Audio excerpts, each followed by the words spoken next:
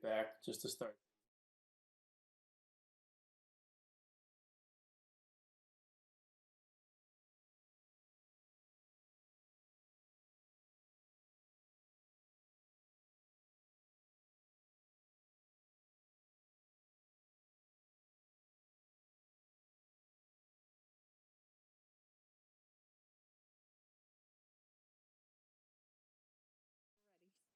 All right.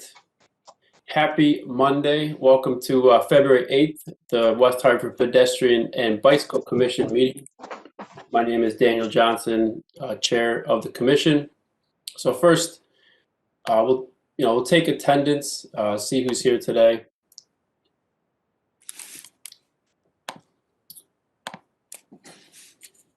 And if you could respond if you're present respond if you're present when I call your name. Daniel Johnson, that's me. I am present. Colin Gillespie. Colin Gillespie, present. Denise Gutierrez. Denise Gutierrez, present. Thank you. Daniel Firestone. I don't think he's here. It's tax season. I didn't talk to Dan on Saturday. He's definitely busy. Ken Livingston. Is Ken still here? First we have two, then we have none. He's signing back on, so I'd leave it empty. All right, I'll skip Ken. Paul Hogan. Paul was here. Paul, sorry. Jill Morosky. Here. Ryan Nobrega. And Sandy Fry. Here. Yeah, take that chair off there. Wait, put a Y, not an N. You put an N. I'm sorry. You need to go on two things at once. This is why I'm doing updates live to make sure we get everything captured correctly. Great. So it looks like we have 1, 2, 3. Ken, did you join? I heard a beep. I did. I finally got back in. Ken Livingston, are you here? Yes. Perfect. Moving on. So it looks like we have a quorum here. If someone would like, so we published the minutes, which are now live on the town website for review. Does anyone have any comments or edits to the minutes?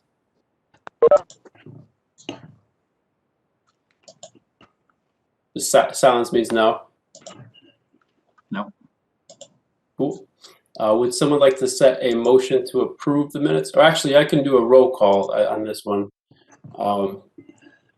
So a motion to approve the minutes. Anybody who says nay, please speak up.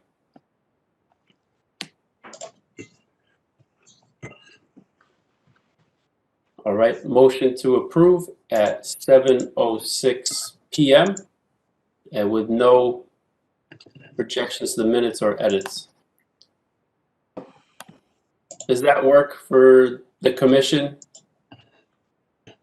I think what you can say, Daniel, is given that there were no corrections, the minutes stand approved as presented. Okay, thank you. Yep. So what Sandy said, given that Jill, did you have a question? I saw your hand raised. I do. I wanted to know who the West Hartford Community Interactive is. I believe that's Jen on the television. Oh, okay. Or that's how it's like a placeholder for the recording. Can anyone hear me? Hey, is that Ryan? Yeah, seem to be having crazy issues with this WebEx. I'm trying to. People keep cutting in and out, and I keep losing video. Okay. Well, welcome. Glad to have you here. Thanks, Dan.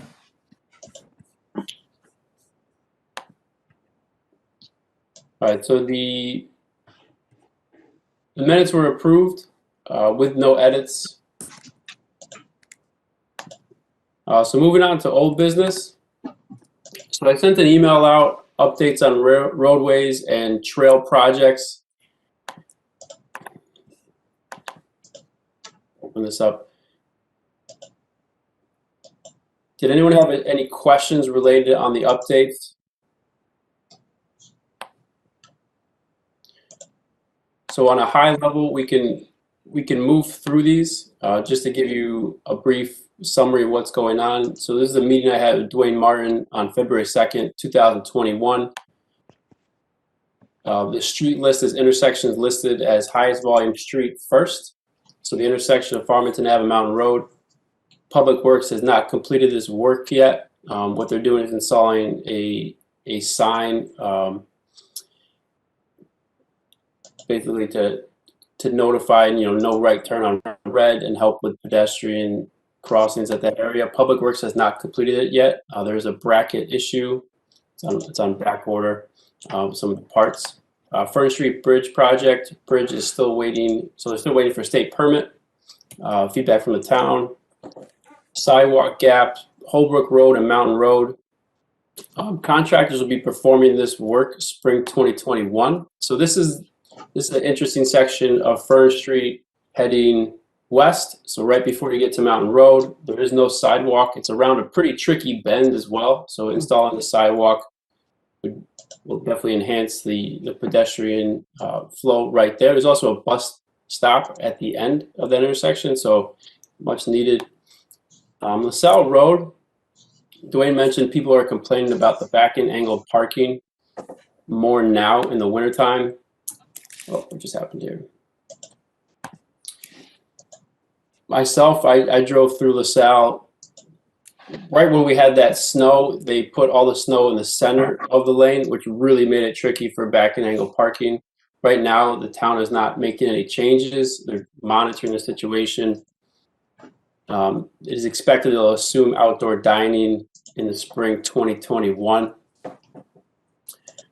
North Main Street Road Diet. I'm gonna hit that last just because I attended a meeting on Thursday, and with the consultants VHB, they did a presentation for the mayor and town council. I'm just gonna summarize that because the materials haven't been provided to us yet. But just takeaways from that meeting. So I'm going to go back to North Main Street. Oakwood Avenue, tentative repaving for spring. So spring 2021, they're looking at replacing the sidewalks. I run on this street pretty frequently, and the sidewalks are torn up due to sanitary work and water work, so they're going to correct that in spring. Right now, Trout Brook Trail, phase 5 and 6, still held up due to maintenance agreement between the town and the state. Signatures are required and pending. Once they retain those signatures, the project can move forward. And that's it on a high level. It's in an email I sent if you have any questions. I just want to pause there. If anyone has any specific questions over what I covered or any of the streets listed here.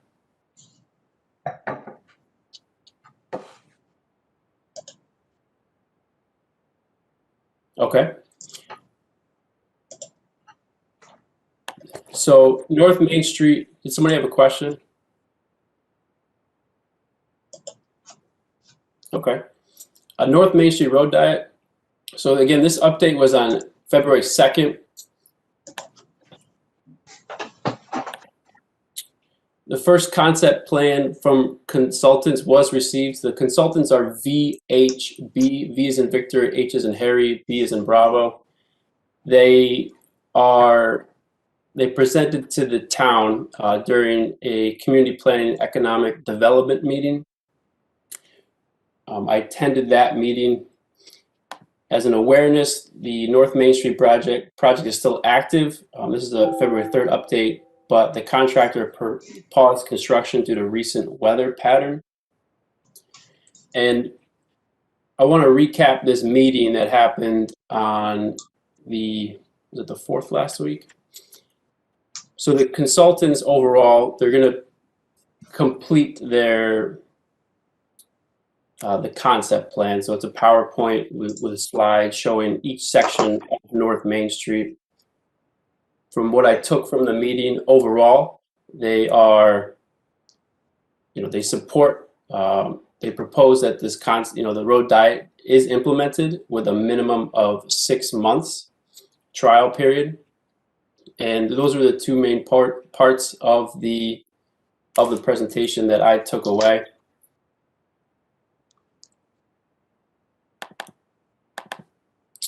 They will have a public information meeting. They have to finalize construction plan and then monitor and analyze, monitor the situation with the road diet during that 6 months, and then come up with conclusions and recommendations. We will get a full packet of this once it's complete, but on a very high level, it was nice to hear, they are supportive of the road diet. They think the town should move forward with this project. And with a minimum of 6 months, there was a bit of tension around the trial period. So the 6 month trial period is what they recommend as the minimum time. I'm going to pause there. And again, I don't have the PowerPoint yet from the consultants. It hasn't been shared with us yet. I just attended the meeting to hear and raise any questions that came up at this time. Right now, another area you should note, it doesn't seem like bike lanes are something that can fit within the roadway during the trial period due to the width of the road from curb to curb. So a lot on North Main Street in the past week.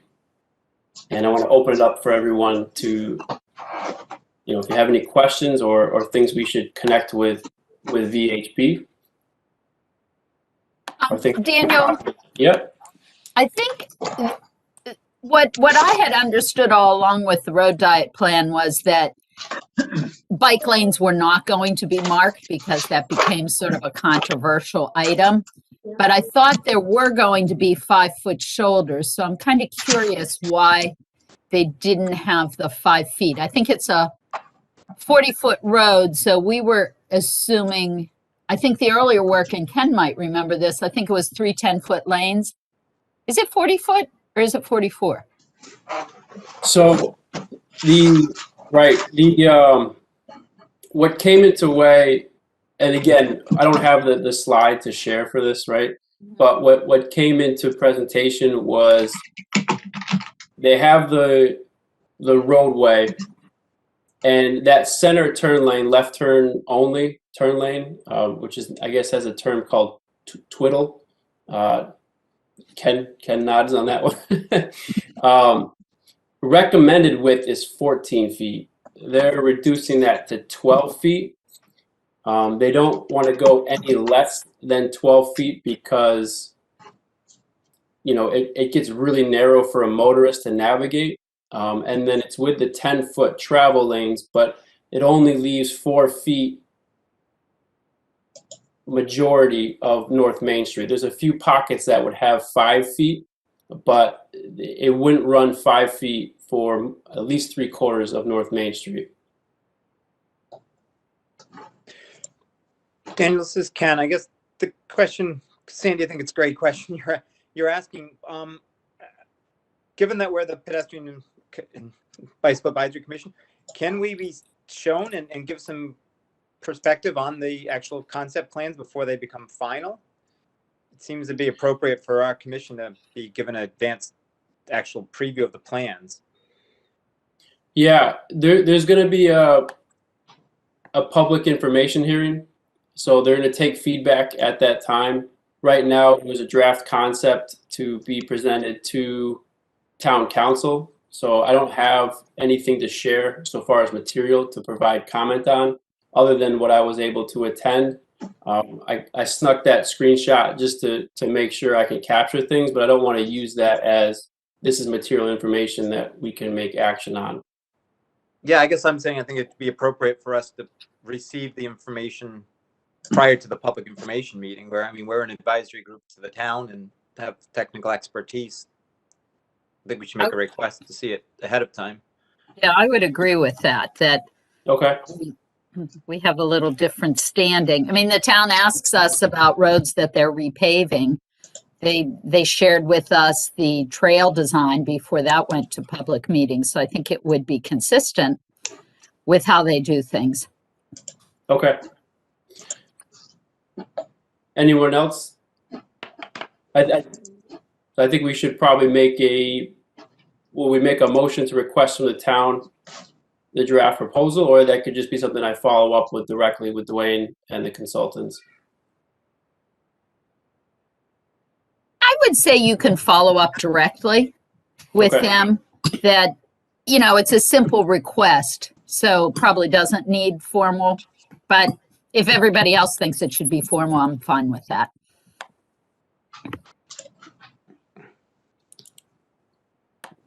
This is Ethan Frankel. Can I ask a question? Yes, Ethan.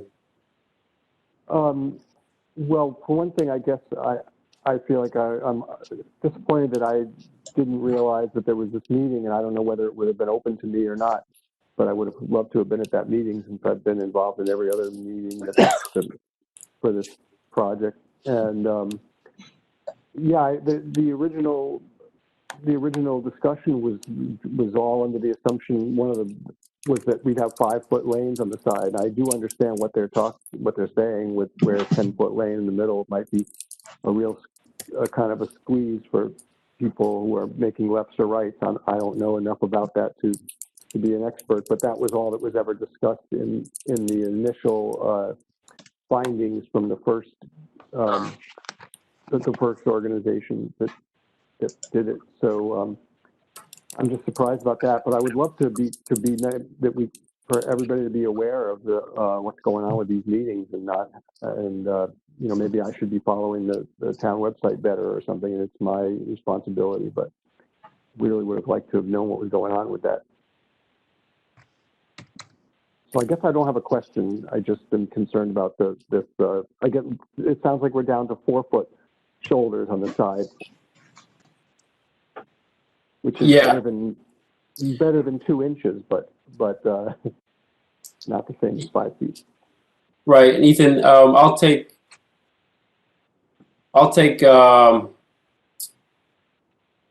responsibility for that. So when I had the meeting with Dwayne on the 2nd, it was on an agenda item that I believe was just to present to the mayor and council. I'm not sure how that meeting was. My understanding, it wasn't a public meeting, and I kind of snuck in, but I'll follow up with that. I definitely want to make sure you and commission, you know, any of these meetings happen with our awareness and prior knowledge. So understand. Ben can address that because a council committee meeting. It was a public meeting.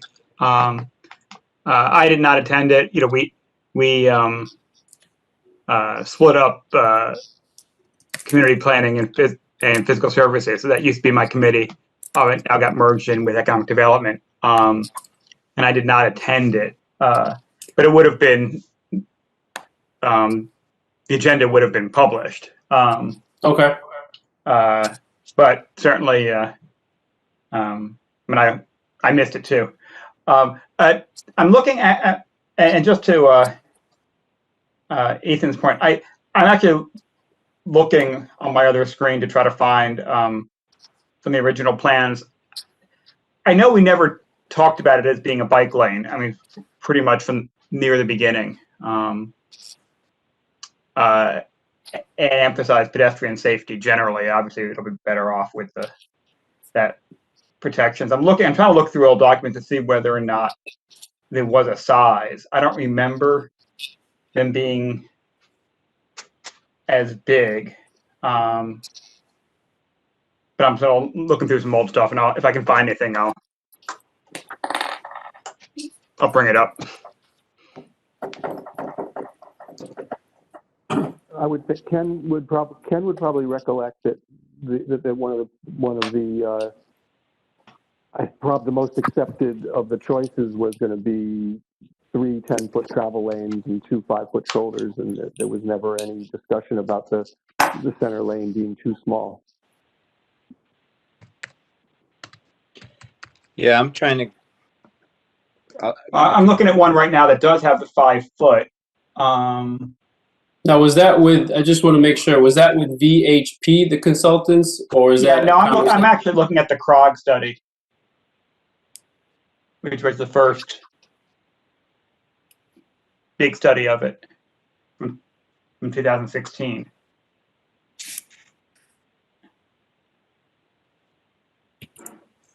But that was pretty early in the process. Okay. So I'll follow up with Dwayne at VHP to get, unless you could share that with us, Ben, with the group. Or not. Yeah, like I said, so far I've only found the CROG one, which was really before. I mean, that was conceptual, but it was pretty early in the process and before our engineers got to it. So okay.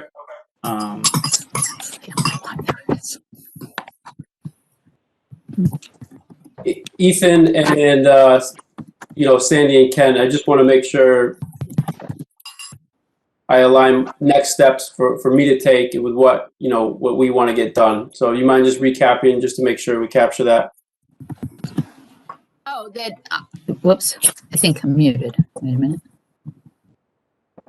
Alexandria is also becoming you steadily on my screen. Oh, okay. I think what we said was you'll reach out to Dwayne to request that the Pedestrian Bike Commission receive a copy of the work to date before it goes to the public meeting. We should have a chance to review it prior to that. Yeah. And Ethan, We would love to see what was shared with the council committee. Well, if it's a public meeting, then we should be able to get a copy of the material that was shared. It's probably up on board docs. Let me look, see if I can pull that up.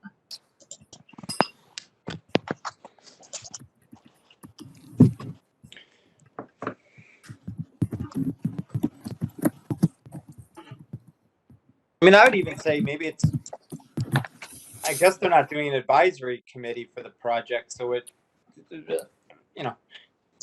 could we be given virtual, have someone attend a meeting and give an overview? I mean, not that we're fully, well, we're commissioned like some of the other, I guess not elected, but. Can you rephrase that, Ken? I'm sorry. If the consultant would be, maybe could give a quick overview at the next, or Dwayne at our next meeting also. Dwayne will be at our next meeting. You know what? I'm looking at the executive summary, and it seems to have dimensions, but my eyes are really bad. I have to enlarge it. It's all 10s. 3 10-foot lanes. And I believe some of that at the time was done because of the limited amount of turns that will actually be occurring. So Sandy, I just want to make sure, are you pulling up the 2016 study or the recent? The 2016, because that's the previous. Yeah. That one had 5-foot lanes. Yeah. The CROG one? Yeah. Yeah, that one. Oh, I'm looking at a typical section. That's not the.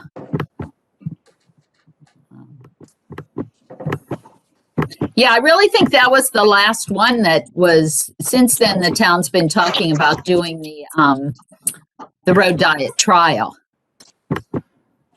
Yeah.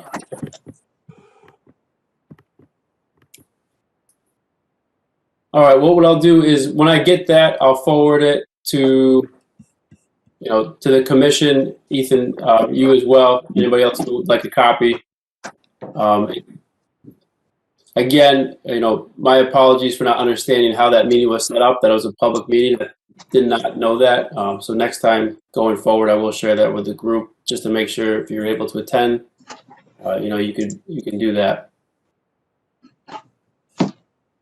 Thank you. What do people think about the safety of? I mean, obviously, like I said, anything. What they have now is no inches to ride a bike on the side.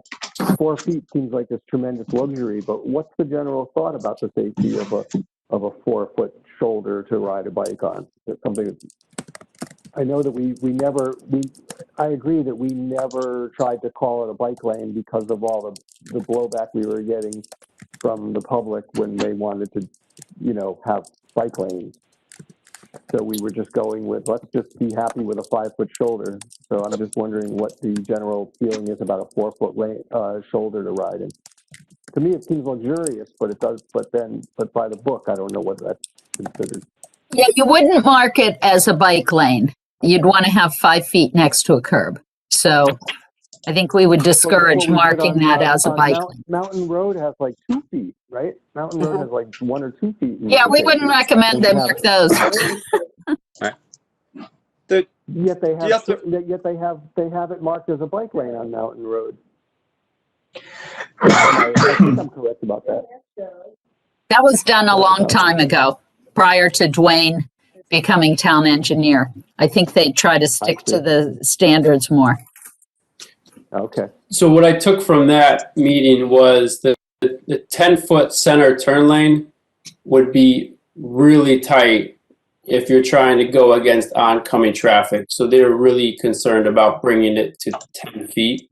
14 is what they've implemented in other towns. I think Stratford was one that they mentioned, where 14 feet is preferred, but 12 was the compromise. So you lose 2 feet, so a foot on each side, to be able to have that center turn lane. My personal feeling towards motorists traveling in that center lane, I would want them to have a little bit of a buffer, because they might be scared to utilize it if it's too narrow and create a different problem where they're not pulling into that center turn lane and they're causing the traffic behind them to use the buffer lane. My personal opinion.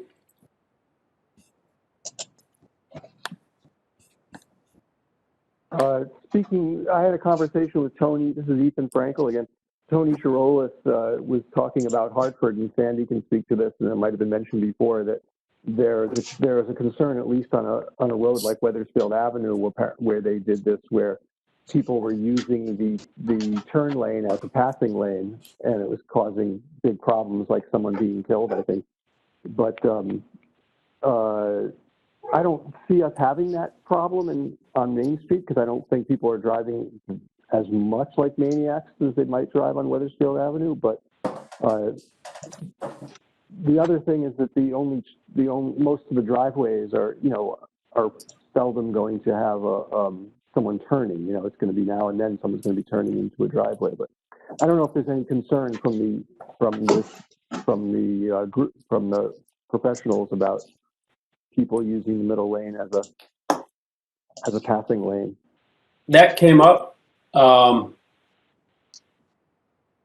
They really couldn't predict, right, of how it would be used. They had they brought up, another resident brought that up as well, of could that become a problem. They don't expect it, but they can't predict it, and they're not going to know until once it's in practice to see if that's actually going to happen. Wethersfield Ave is a great example. I was on Albany Avenue in Hartford, and I think it just depends on the street layout and the traffic flow of how that's going to happen. But it definitely is a real concern. What would be the carryover to the pedestrian side, right? Is if you're trying to pass a vehicle fast using that center turn lane, do you want them to have more room to do that illegal maneuver or less? I would say part of the experience with Hartford and Wethersfield Avenue is we are narrowing the ridiculously wide two-way turn lane, which was 14 feet. And we're removing width from that. And having a big wide lane like that can sometimes lead to problems. One of the reasons that Main Street might be a little less prone to that is Wethersfield is just wide open, straight. And Main Street has a little more curve to it and hills that decreases the visibility a little bit. Although the crazy people in Hartford who are speeding aren't really paying attention to the visibility. But I think making that two-way turn lane really wide can have a tendency to encourage speeding, because you're just putting that there to enable people to get into their driveways. It's really what it's for, or the intermediate roads that don't have traffic signals and turn lanes. And then when you get to the intersections, it becomes opposing left turn lanes. And we're pretty comfortable with going with all 10-foot lanes at this point. When you say 10-foot lanes, you mean center turn lane, Sandy? Yep, the travel lanes in the center turn lane, 10 foot. Okay. Denise, Colin, or Ryan, just want to make sure we hear from you guys if you have any comment. Hey, this is Paul. I think, Sandy, that's a good point, and I think that might be a good lesson from Weathersfield Ave to maybe throw into the analysis, if you will, because just based on what I've seen, I mean, I could certainly see that wider lane being an opening for people to take advantage of, not using it appropriately. Thanks, Paul. Yeah, I agree. I don't know much in the way of lane widths, but I defer to Sandy's expertise. And I didn't even know people did that. They would use a turn lane to pass people, but that's my naivete, I guess. I guess they also use the buffered lane too. So, Sandy, on that, if you go to 5 feet, do we have to label it a bike lane, or can it just remain unlabeled? Ken's shaking his head no. It could remain unlabeled. You don't have to label it. It's a shoulder. It's too narrow for anybody to park in. I think that would be clear. It wasn't a parking lane. Okay. Yeah, and I think even the 4 foot, we have to remember there's the just comfort level in a sense. You have, it depends on how much speed is going to remain the same or be reduced. And then on the other side of it, you have curbing. So that immediately pushes cyclists away from the curb a bit. So that 4 foot gets pretty kind of narrow because you're speeding, a higher speed of traffic that may arise or remain, I guess, compared to what's there, or with what's there now, plus that curbing. So the 4 foot isn't as big as even on like Mountain Road where it's a soft shoulder and there's no curb there. Anyone instinctively moves away from the shoulder or the curb lane when you're biking, or the curb when you're biking. So that 4 feet quickly becomes 3 feet almost. This is Ethan again. Another thing that occurs to me is one of the big things that when we originally fought for this, one of the big things that happened was that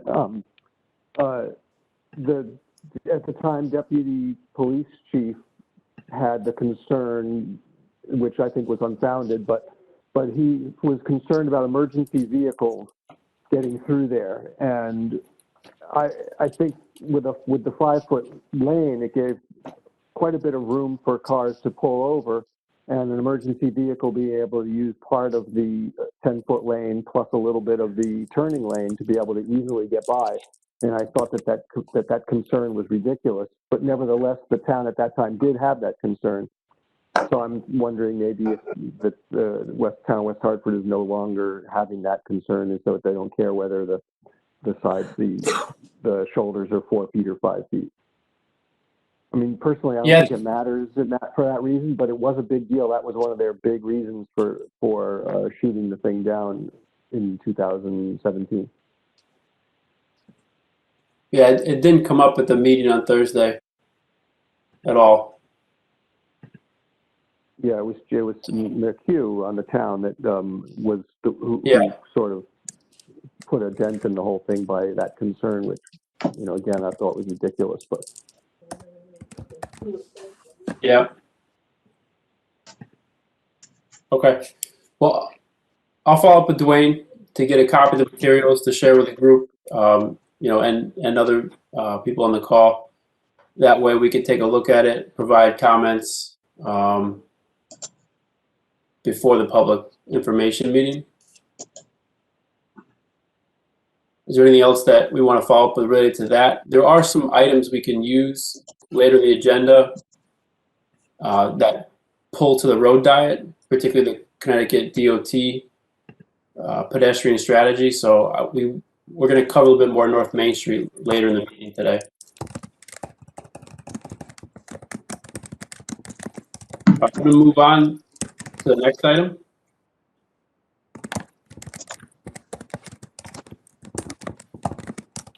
So Ken, are we okay to just take a look at this survey?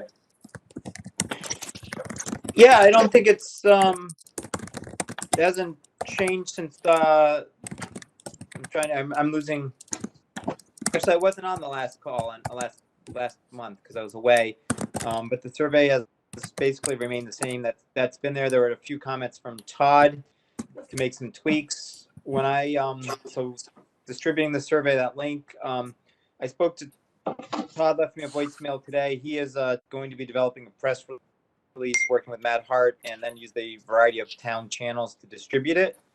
And I think from us as a group, we can subsequently, further redistribute it and post it across a wide range of our own contacts and communication platforms. He was fine with it, and he had shown it to Dwayne. So we had, from the town's perspective, this survey is fine. Okay. Do you mind if I walk through it real quick? I'm not going to hit submit, but would that be all right with you, Ken? You can walk through it. I think, yeah, you may have to click on some of them. So, yeah. But either way, I can just flesh out the results. So on average, how often do you bicycle in West Hartford? The the resident has the option to make a selection here. What is or would be your primary purpose for biking in West Hartford? We bike to work, bike to school, exercise, recreation, run errands, other. You can include text. You can also not type. Please select up to 3 of the below choices that would cause you to bike more, right?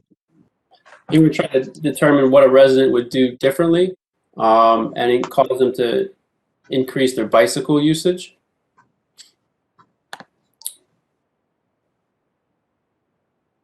Let's go slower traffic for me today. Are the streets in West Hartford safe to bicycle? So get some feedback from the resident or visitor, right? It's not specific to residents. If you have children, what is the primary reason?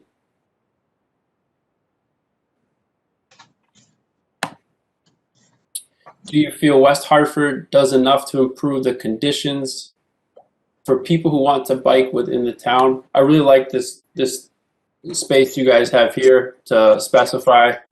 I love these areas. You get a lot of candid feedback when people are going through surveys. Have you ridden your bicycle on any of the signed bike routes in West Hartford? If you have, on the designated colors, which have you chosen? I'm sorry, which have you used? So these are, if you're not familiar, we do have signed bike routes in town, the blue, orange, green. These are routes that are signed to direct bicyclists through a safer course. We want to know if they're using these routes. Maybe they don't know they exist. Or maybe they just haven't ridden them. So we want to get feedback from other past programs or initiatives that the commission's put together. So I think it's a great one too. Is it possible to choose like conflicting answers there? Yeah, that's what I was afraid of. So these are fixed. Here, I believe it's just selection. Oh, you're saying here, right? I do not know the sign, not where the bike routes are, but I ride the blue and orange. Yeah, exactly. I wasn't sure if SurveyMonkey was a way to say, if you choose this, then you can't choose any others. I don't play with it that much, so I wasn't aware. Yeah, You might. Go ahead, Ken. I mean, I could put a logic where it would skip and go from one question to another, but I guess we weren't. We'll weed out what people say there. Yeah, we could probably do a back-end filter on it if you need to weed out the ones that said this but also had a true value for one of these. During the current pandemic, COVID, During has the amount of your bicycle increased, decreased, or remained the same? Looks like it's a selection there.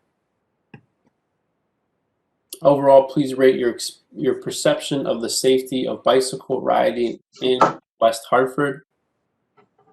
So on-street safety, work all day. You can make a selection here. Safety through intersections, off-road, on-trail safety.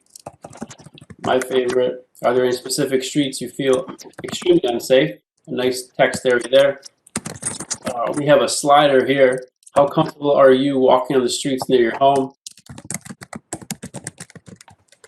So here, what are your top 3 concerns with walking in West Hartford?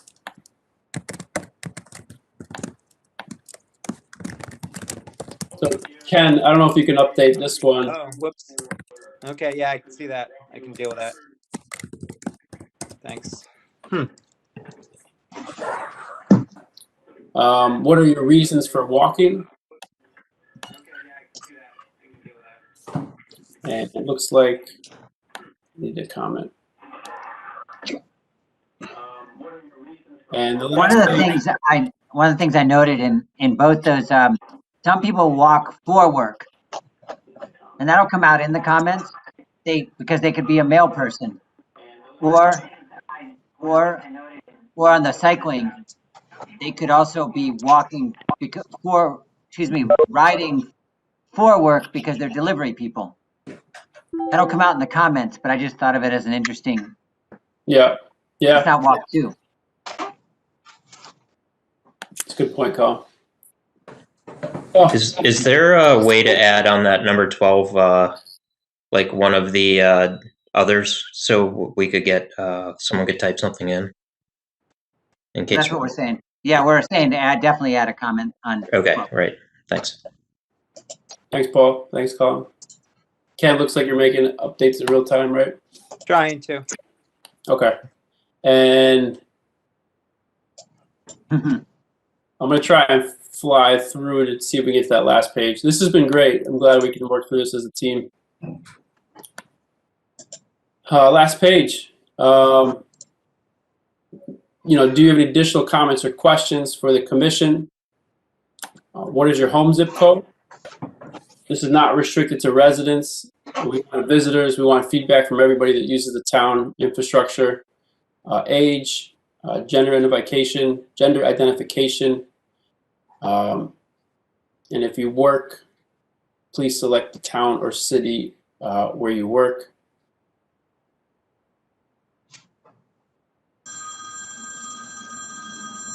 I feel like we should update these codes because this is kind of binary. I'm moving to the field, but pointing that out. Yeah, I would say male, female, or don't want to disclose, not other. Oh, you would do both? Well. Hello? So I think we need an other. Hello? I think there's some different terminology we can use for other and not disclose in a separate category. So male, female, category, and then not disclosed. I mean, the whole section is a not disclosed, right? Can I submit without this information? Yeah, it says at the top, you may skip these questions. I'm sorry. The whole idea was all demographic information, all this sort of thing you can skip so you don't feel ID. Okay, then do you mind if you make that more clear somehow, Ken?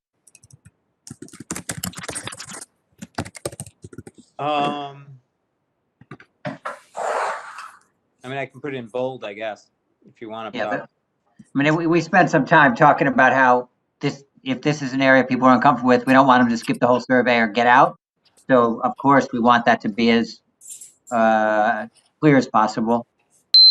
Yeah. Thanks. Thank you, guys.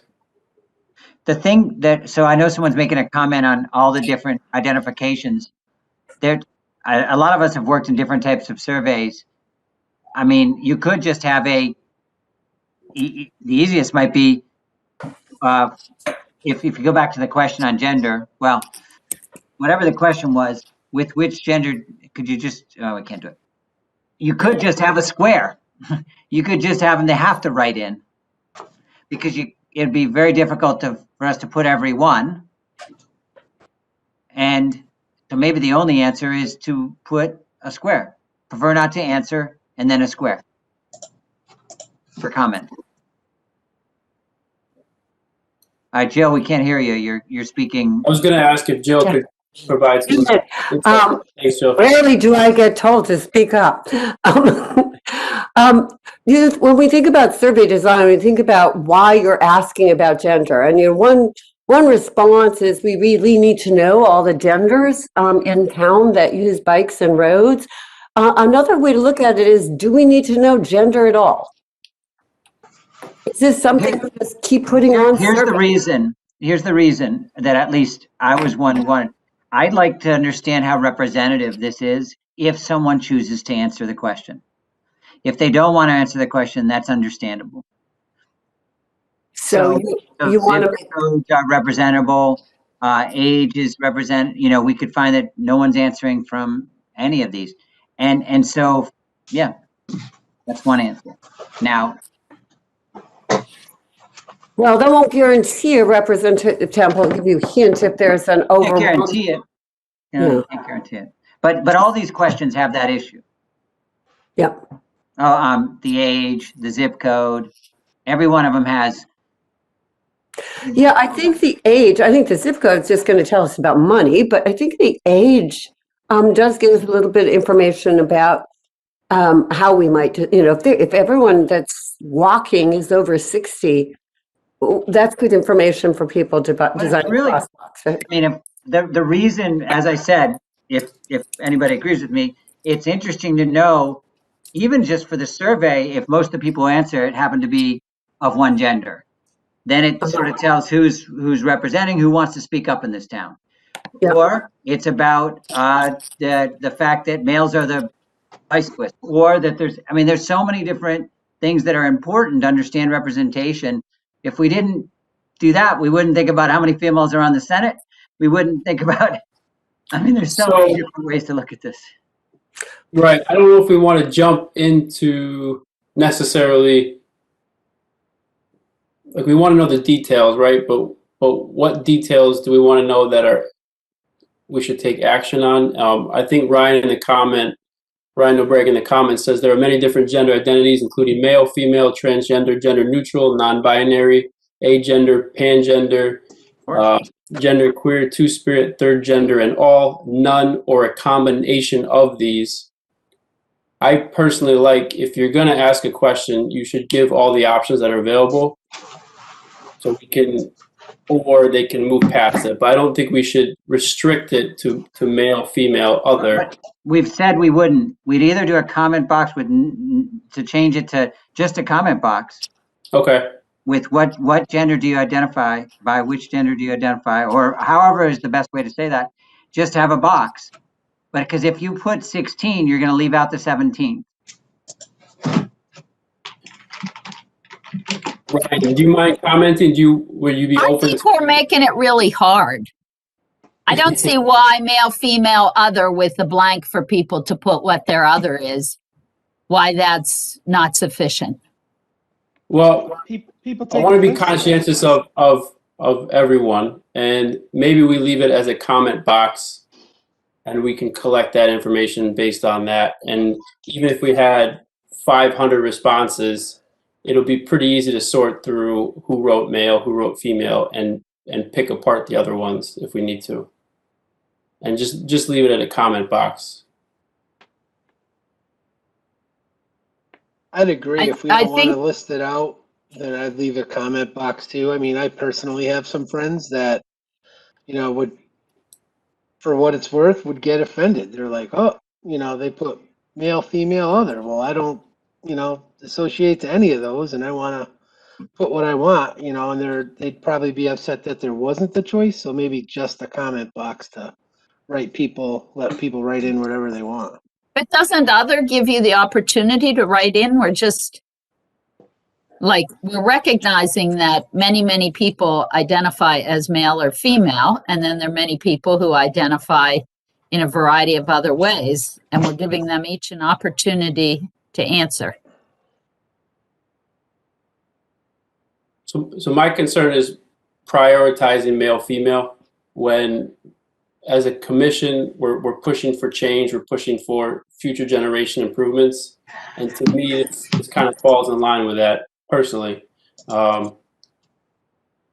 don't want to hold us up too long, but if we could make a decision on this, just because Ken's in the application right now.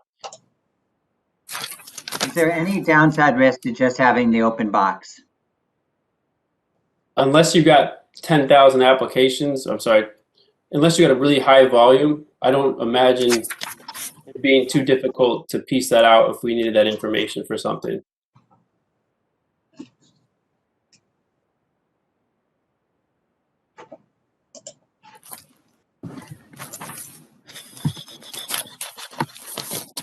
Sandy, Ryan, what do you guys think? Anyone else who wants to speak on the commission as well? I think it's going to be harder to summarize the survey, but I don't know that. So I would rely on Ken or somebody who's worked with Jill, who's worked with surveys, to say if that's the case. Okay.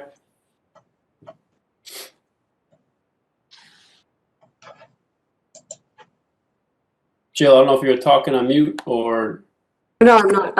I'm just thinking.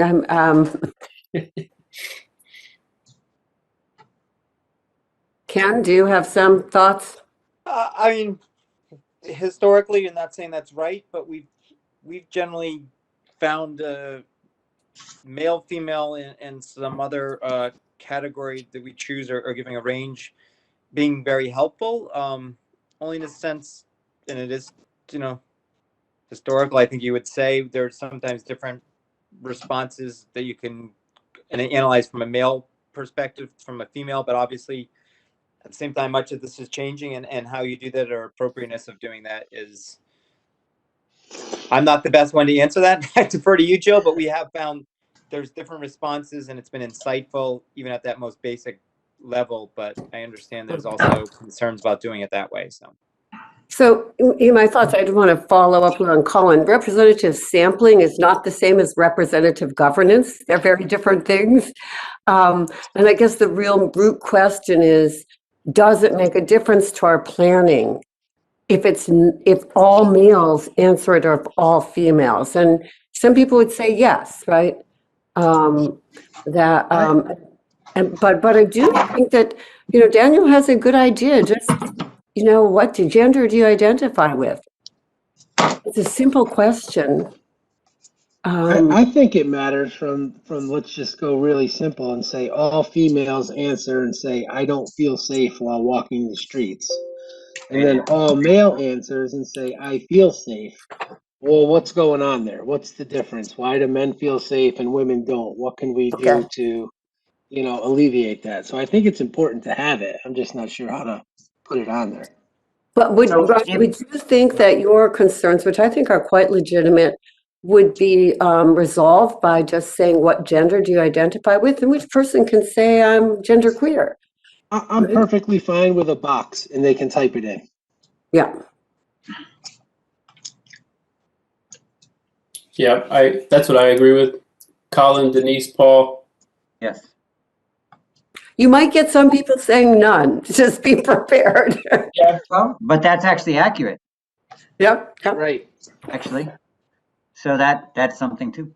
Okay. Yeah, I think it's either not asked or a box. After that. Mm-hmm. Yeah, let's leave it. I'll ask the commission. We leave it as other, and the person can identify their gender as they wish. I don't even know if I would word it as other. Maybe just I think please type below in the box. that's kind of where I was going. I think if anything, No, there's no other. word other that is Other's not even there. There's not even a comment. We're not saying that. What, by which gender do you identify? And there's a box. Yeah. sure, yeah. But I think Dan was asking, should we do it like that or something else? There's also the option to say something like prefer to self-describe. See below. You know, it doesn't That's a good point, Denise. be some sort of direction there, not just like a fully just blank box. Okay. Can Denise and Ryan, can you just coordinate with Kevin on what that should say? I just changed, yeah, what is your gender identification? It's a box. Does that work? I don't think so. Ryan, Denise, I think you gave a thumbs up. Ryan, how did you feel?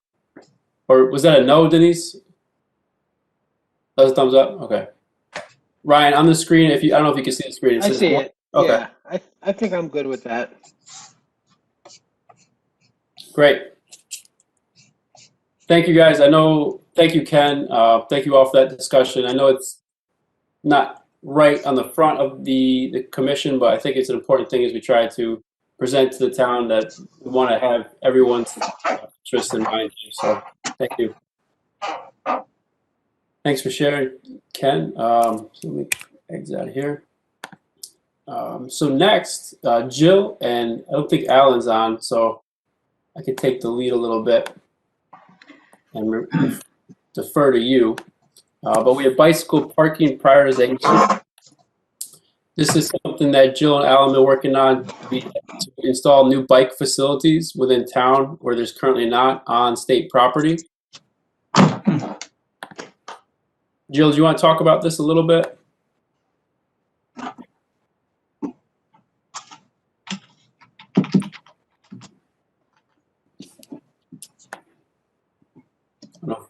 So Alan sent this over.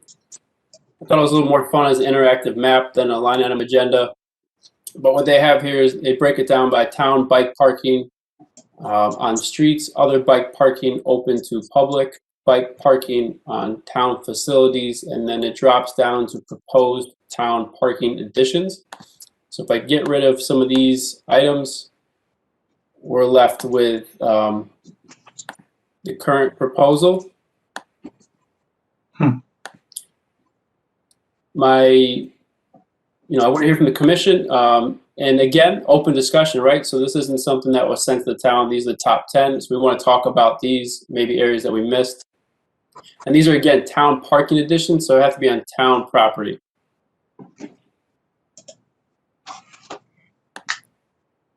Let's just add that town planners sent some suggestions back when we sent a list, and then Leslie Allen vetted those suggestions, and this is the final list that kind of emerged from that iterative process of review. Daniel, you did point out that we have nothing to the West Farms area and some part of New Britain, right? Yeah, so I recommended to take a look at up here, as well as down here in the Corbin's Corner area and this district of Prospect, even closer to Elizabeth Park. I'm not aware if there's bike parking there, so it's just something that I sent to Alan and Jill. I sent it today, so there wasn't any expectation for updates for today. Any other commission members have I did say there is some bike somewhere at West Farms. There is a bike facility, although he also added that it's a treacherous place to bike. So we have to probably give more thought to that one. Okay. And I think there might be parking around. I think when you eliminated all those different existing parking facilities, I think you lost some things that might be in Elizabeth Park. Okay. I think when you eliminated all the different existing parking facilities, I think you lost some things that might be. Well, this is interesting. Ken shows up double, and I sound double. Yeah, I was hearing that. So the commission, Did you get a copy of this? Because we got this, I got this Sunday afternoon, so I'm not sure if everyone had a chance to take a look at this. We can move past at the moment, but do you have any questions, anyone from the group right now, suggestions? Maybe areas you see that aren't currently on the map that we should look at? When you say, Daniel, since others haven't seen it, I propose we put this on, and because Ellen's not here also, I propose we put this on the agenda for send this around so people can manipulate the map and see exactly where the facilities are. And then ask people to make any suggestions, which we were going to do today. Is there any place you think is really missing a spot we've missed? Okay. Second. Great point. So what I'll do is we'll put this on the agenda for the next meeting, and I'll share this link with the group. Thank you. Jill, do you want me to forward your and Alan's responses with that too? Just so everyone has context of what the conversation with the town was? Oh, I think the only thing that needs to be shared is we responded to a town memo. Okay. Saying what ones that they deemed were not good. But I'm not sure. I think that's just complicating it. Now that I think of it, I think we just send it out and let people take a good look. Okay, great. Thank you. Thanks for getting this together. Oh, the other question is if people know of these facilities, but think that have found that any of them are inadequate in terms of size, to bring that information either to Alan or me or to the meeting next time.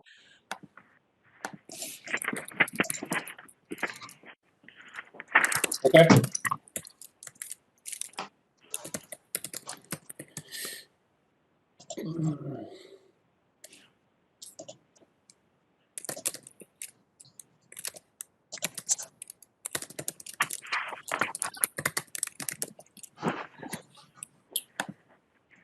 So parking and bike lane enforcement.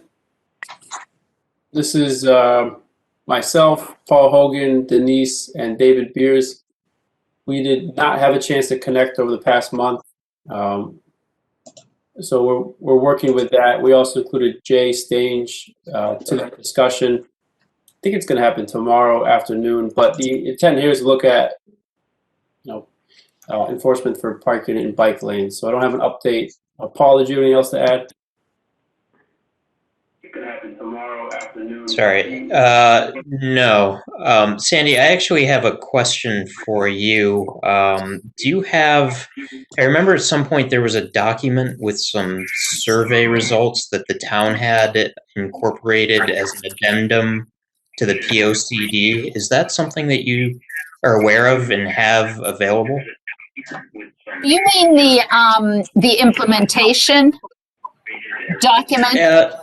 It wasn't necessarily an implementation document. I think it was prior to all that. It was more information gathering from public input survey results. Oh, the appendix to the Pocd. Correct, yeah. I'll look and see if I have that. Would you mind? I had it at some point, but I can't seem to find it. But I'd like to take a look if you wouldn't mind sharing that once again, if it's not too much trouble. Yeah, let me look in my files. All right. One thing I was going to say on the parking and bike lanes, I was looking back through my notes because I had talked to a police officer about that. And he said they weren't really aware of problems, but they welcomed hearing from people about the problems. So you guys know that, right? Yeah, I think that's okay. The December meeting. Okay. But we're going to coordinate on that to see if there's a better way to incorporate that into the town's parking violation. As we try to make bike lanes more friendly, there's also any restrictions in the bike lanes and pointing that out the best possible way. And then if you're not talking, there's a lot of background noise. Maybe you have the meeting on video as well as being in the actual WebEx meeting. So make sure you're on mute if you're not talking. And we have a caller that ends in 3-5. The host should be able to mute them.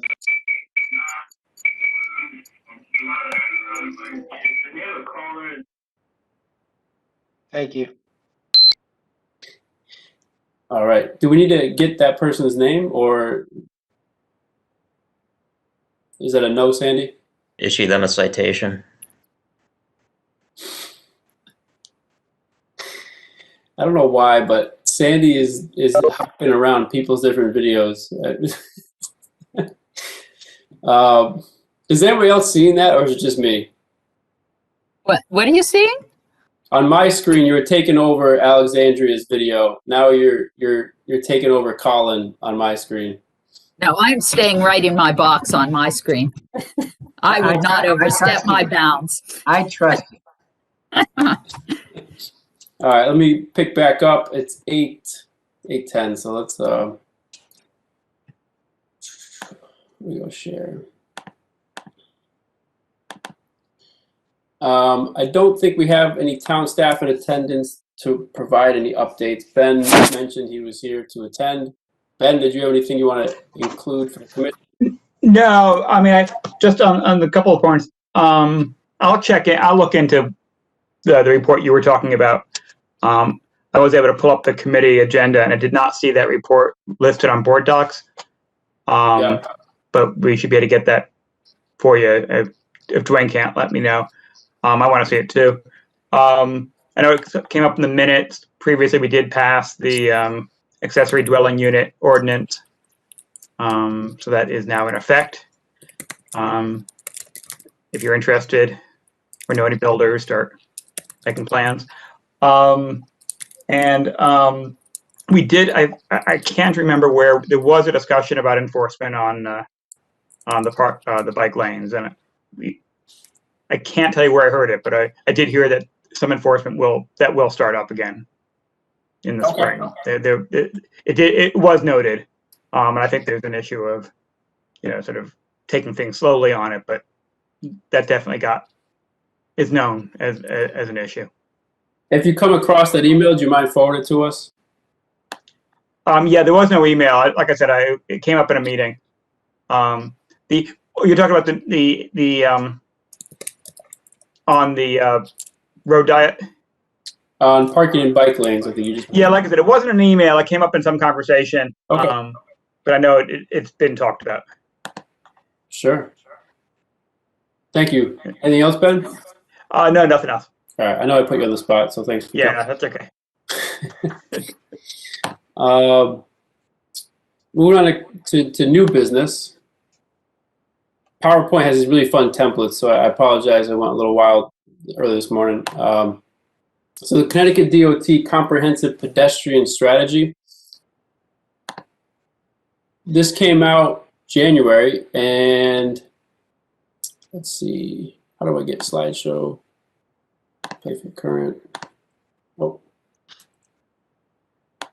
I thought I made that a link. Let me just grab it.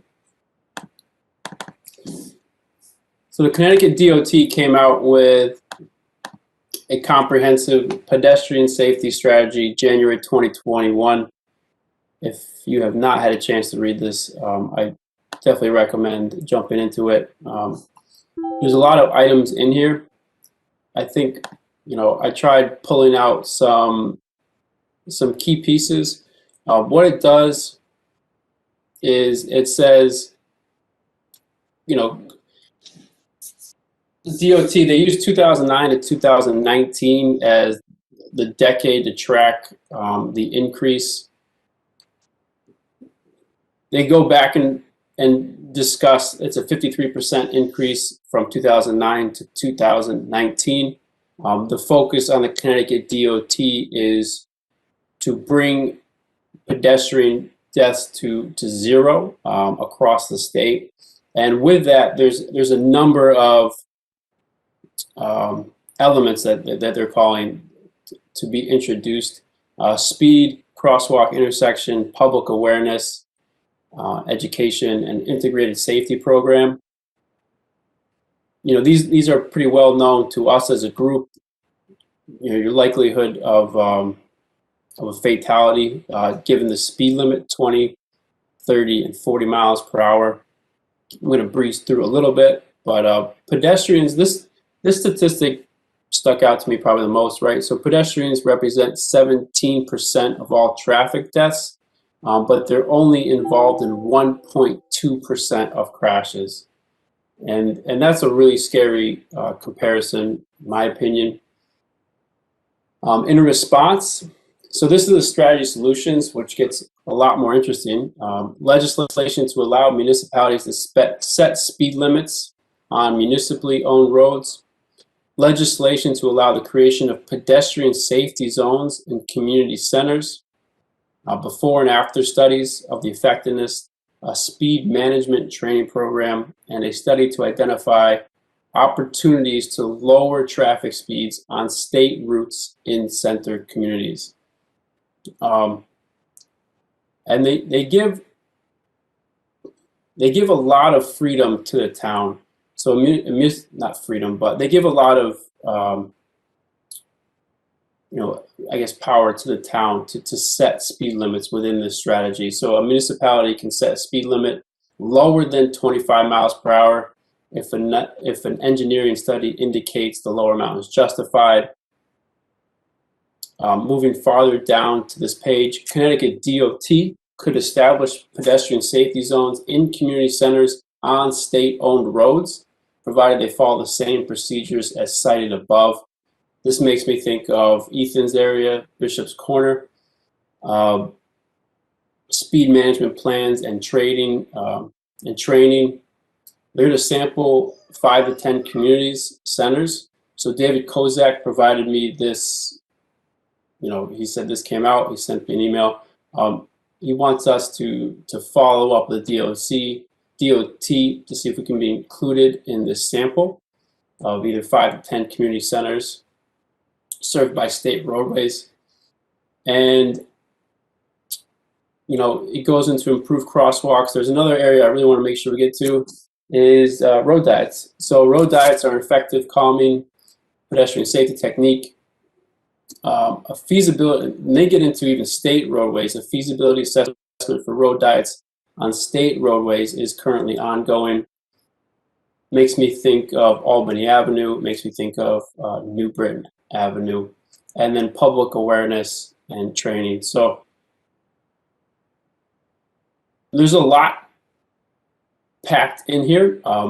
I really like their strategy, integrated safety program, and this toward zero deaths.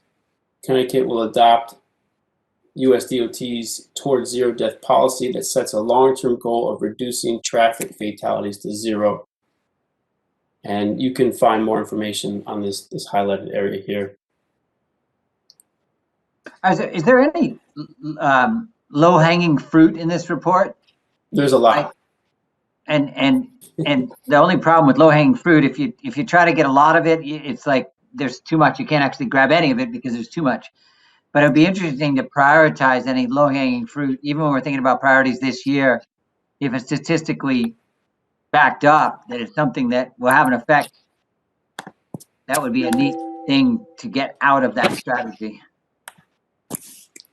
Yeah, and I think that's where I couldn't put into words, Colin, but right, but there's a lot in this strategy issued by the DOT that we can use to either strengthen current arguments or even think of new ones. You know, when I read lower the traffic speed limit below 25 miles an hour in certain zones, you know, I got excited about that. And thinking about, you know, reducing all traffic if the 5 miles per hour, you know, maybe not 10 off the bat, but, you know, what can we pull from this strategy as a group and use that to strengthen arguments for road diet, for pedestrian safety and first marker, right? Okay, great. Thanks, Colin. Anybody else? I just wanted to comment on, we've asked for police attendance, and it is a problem. I mean, police are asked to go to all sorts of meetings, and to ask someone to come once a month. One thing that other towns do is they have a police officer on the commission. So I wonder if we might put on a future agenda to That's great. consider whether one of our commission members should be a police officer. Colin, what do you think about that? Would that, I like that. I mean, that could, I'm putting it as a new category too, Jill, because I think it's a great idea. And I guess that restricts any one of us from doing it because it'd take that too long. It'd take more than this year to become a police officer. that's right. Although if things keep going the way they are, it might not. And that begs the question, you know, does the mayor or council, you know, Sherry have to tell somebody that they have to be part of the commission? Most of the time the commission is people who want to be part of it. You can't find an officer who wants to take part. How do you force them to be a member? I certainly wouldn't expect it would be a requirement. And I guess the only thing one could do is ask. And if they said no, then we'd have to think of another way. But I think we can't, I mean, even, you know, coming to a meeting, not being on the commission, are they going to be told they have to come to a meeting, or are they going to be invited? I mean, I think that's an open question. Okay. So yeah, that's a good point. I don't want to get too tied down into specifics just yet, you know? Like let's hear what other people think. Thank you. I want to raise another category, which would be related to the town's desire to come up with a bicycle grid with high quality facilities. I think that's a real opportunity for us that we should sort of jump on that and try to carry that forward.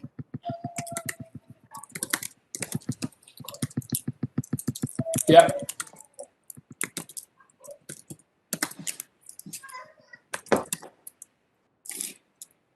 I had, so we got traffic calming program, bicycle network. Is that what you're talking about, Sandy, or even more detailed? Well, I think the town sort of offered us the opportunity to start a conversation about a high quality network. So I think we should, that's like such an opportunity to help move that idea forward. So I'd like to see that as a priority for this year. Okay. Here. And then first kind of signal of success with that would be maybe a meeting, Sandy, or what would you determine, like this would be the first step to say, all right, we made a stride here? I think it would be agreement on what the basic grid is.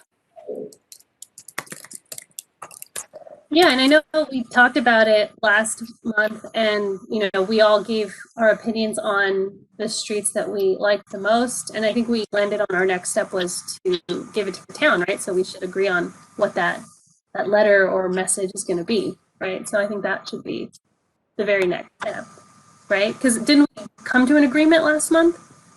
Yeah, I guess what I'm thinking is agreement that the town agrees, that we present that to the town and then we, you know, through some back and forth determine what the grid is. Yeah. Okay. And I just want to make sure I'm connecting the dots. So we also have the east, west, north, south routes that we... That's what this is. Okay, so same thing?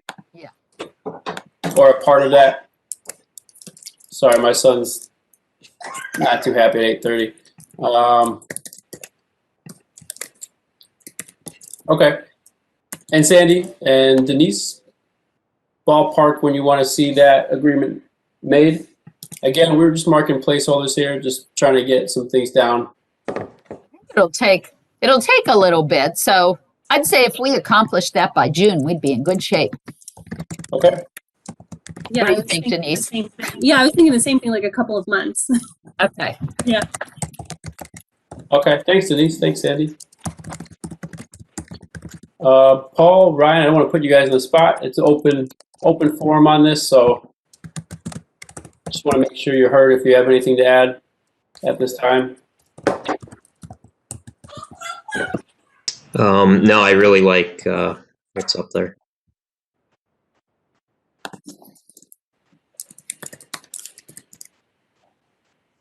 Ryan, are you still with us? I am. I'm good with what there's now. I'm also dealing with a wild child in the background, so. Yeah, okay. Hey, Daniel, I'm going to throw another one out, but I mean, again, we could have tons, and then hopefully the ideas that we reduce them back if we feel like there's too many, you know. But the survey is pretty interesting to me, and I also think just the idea of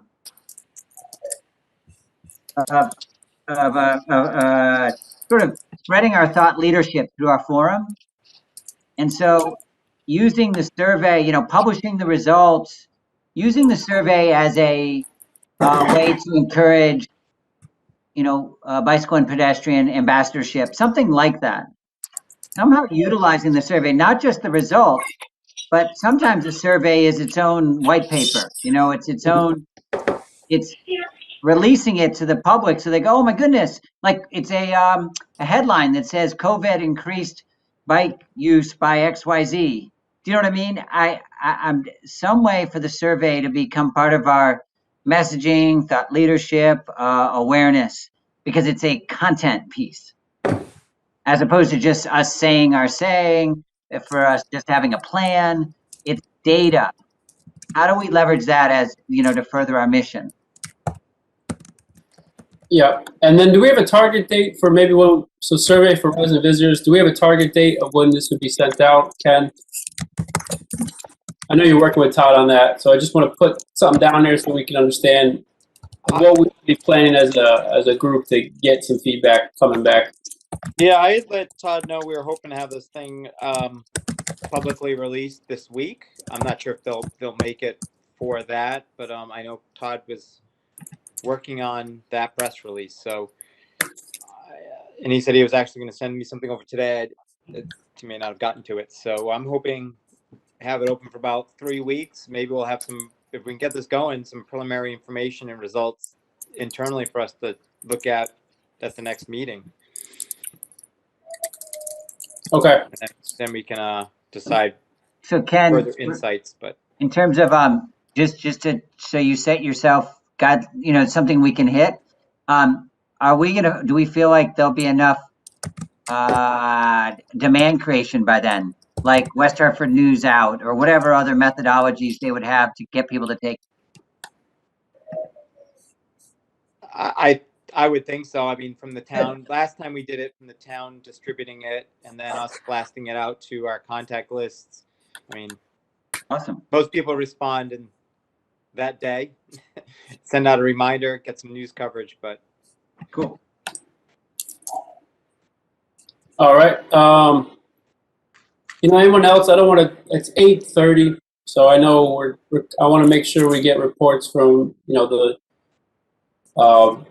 Bike West Hartford and you know, respect everyone's time. So any other, and these could be, you know, kind of spitball ideas. Mine, I would personally like to lower traffic speeds, and I'm going to add on bike lane enforcement.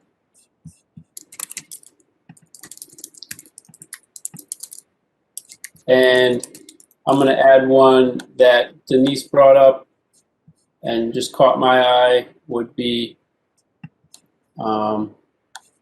off-street bike lane. So we have the Trout Brook Trail. Is that something we could do in other areas, right?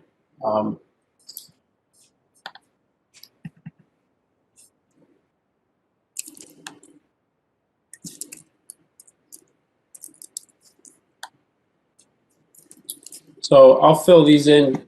But does anybody else have any comments on this? I'm really enjoyed this part of the discussion. I think it's something that, you know, as we kind of narrow down different marker dates. I work well off of visuals for understanding what I have as a project coming up next and how I can pace myself against some of these things. Does anyone else have anything they want to add? Again, it could just be something that comes to mind, but we can bring this up at the next meeting. I'd maybe spend a little more time on it or less time on it, depending on what you guys want to do. Yeah, the only thing I should suggest, just from somewhat nomenclature, is almost group these into maybe some buckets. There's sort of an education bucket, a policy bucket, a infrastructure bucket, and maybe a intergovernmental relations bucket, and maybe we can then explain, so it's not this long laundry list. We have focus on these 4 areas, and then next tier down, these are our actions within these Yeah, tiers. that's a good point, Ken. Yeah, so I'll do that. And I want to make sure we kind of keep them so like in a bucket, but also small, to the sense of that you could piece it out and we can actually do that. You know, like when you do development, you work on a very specific thing within a bigger picture. And I think if we do the education piece, that could be the big picture, but then let's have like a few little, separate that so we know we can actually make these pieces happen because that affects the bigger piece. Right. So I'll do that. I'll consolidate this a little bit and bring it back to the next meeting. Thank you, guys.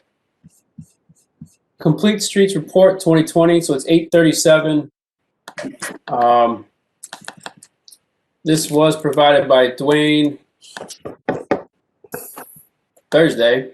I think I got it. On Friday. But if you haven't had a chance, please review this report. It has an update from the town.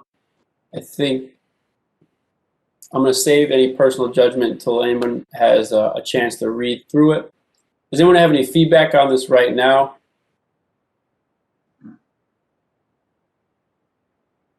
It's so hot off the presses. It would be great to have this be one of the homeworks for next time. Sure. Yeah, it just came out. There's a lot. January we got some stuff, some materials, some great coffee reading. Okay, I'll move that on to the next agenda. Reports from, let's see, where are we in the meeting?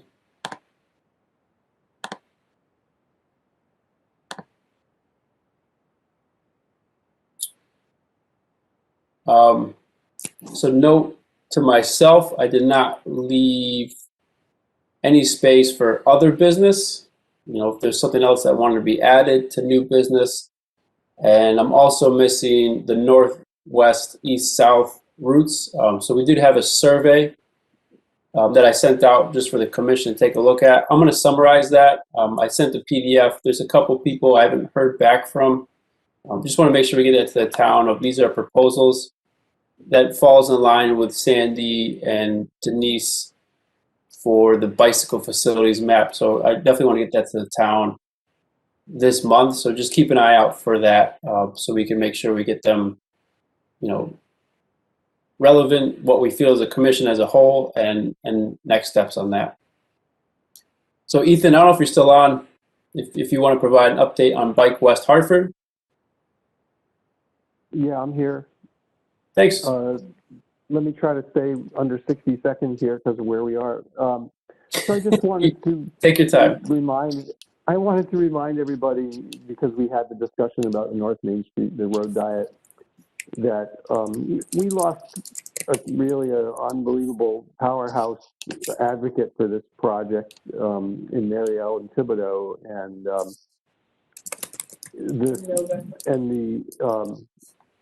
the effort to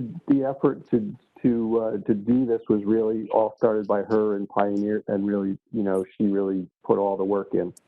And the one thing that Bike West Hartford is doing right now is and mostly I've been working on it. And I met last week with Matt Hart from the town manager, Sherry Cantor, Dwayne was in the last meeting, and the landscape designer for American School for the Deaf, and everybody's very much on board with this memorial for Mary Ellen.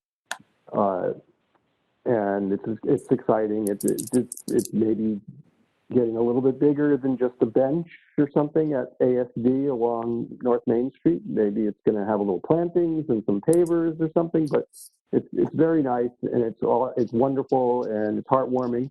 But I think it's just more important to remind everybody that what Mary Ellen would have wanted more than a bench or pavers or plantings, she would want to see a successful road diet on North Main Street. So anything that everybody can do to try to make sure that this happens and that we don't, lose ground that we've gained. And I know that it's going to happen, and they are going to test it, but I just want to make sure that we really stay behind this and make sure it happens, and it happens for her and for the whole town. So that's where we're at. The memorial is happening. It's moving forward. There's going to be sketches presented for ideas for this little memorial. But again, it's really not about a memorial. It's really about getting this work done that she worked so hard to put in place. That's it. That's all. Oh, the only other thing with West Hartford is Center Street for the end of August. Who knows? They've already canceled. June Celebrate. So obviously we have another 2 months after that. But whether or not Center Street's can happen, we haven't really talked about it yet. So we'll wait and see. That's it. Thanks, Ethan. Yeah, Mary Ellen was mentioned in a Thursday meeting as well, and that she's someone that I always think about every time. So thanks for bringing that and working with Bike West Hartford. I don't think we have any other business that's on the agenda. Does anyone have anything they want to add before we close out? I want to do the last sign off, but make sure everyone's had a chance to say everything they want to say at this time. All good, Ken? Just one Ken. Colin's good. All right, well, this is Daniel Johnson, so thank you for joining the West Hartford Pedestrian and Bicycle Commission. The next meeting is scheduled for Monday, March 8th, 7 p.m. It will be another virtual meeting until further notice, so please stay tuned. And I will send out an email for the group just so we can work on the prioritization for the commission as we tackle things in small scale. I really enjoyed the discussion today, so thank you, everyone. And thanks, Alexandria, and thanks, Jen, for always joining the meetings and making this all possible. So have a good night, everyone. Night. Thank you. Night all.